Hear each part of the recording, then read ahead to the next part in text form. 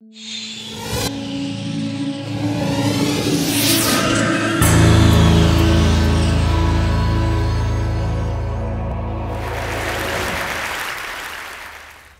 piece of cotton on an adhesive, a liquid suture to mend a wound, a triple package to help protect the consumer. At one point in time, these were all just ideas in the head of a Johnson & Johnson associate. And at TEDxJ&J, our goal is to create a space for these ideas. As a large multinational organization with 120,000 people around the world, it's obviously a challenge to bring people together across sectors, across functions, across different regions, across different levels. And having seen the value that TEDx brought to the Penn State community, and then having met so many of you last year and seeing the awesome things that you're doing in your communities, I felt inspired to try to do something in a large corporate environment, which, as you know, can be challenging. The first step was to try to bring together a team. As Deanna said, I think that's one of the most important things to start out, finding a group of passionate people who can help you and help define the approach. And I tried to find some different people within J&J who had different perspectives than I did in thinking about what we could do. Corporate events are not something that there have been a ton of at this point, and I think there are a lot of different opportunities for what they can look like. So we sat down to think about that approach, and as we thought about it much more as a program and building together this grassroots community more so than just a single event.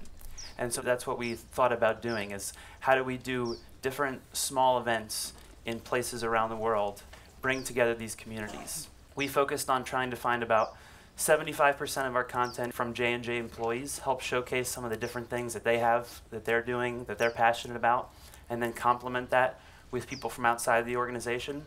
And the funny thing was, when we originally were thinking about what would that mean to complement other people, we're like, okay, well, we need to bring in more creative people and more artists and musicians and whatever.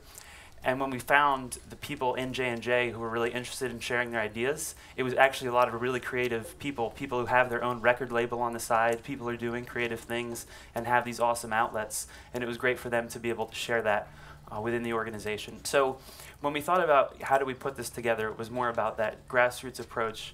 And then it was, okay, so how do I convince senior management that this is not just some crazy thing and that this can actually be valuable?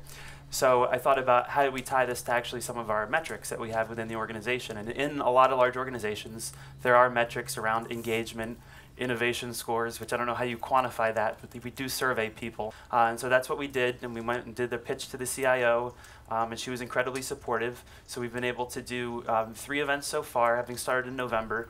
We did one in Princeton, New Jersey, one in San Jose dos Campos, Brazil, and one in Biersa in Belgium. We have events coming up in Markham outside Toronto. We have one coming up in Singapore, in Zug, Switzerland, and really, finding people in the organization who are excited about sharing their ideas. And so thinking more about that, I think there's a lot of opportunities for organizations, large corporations, to bring people together.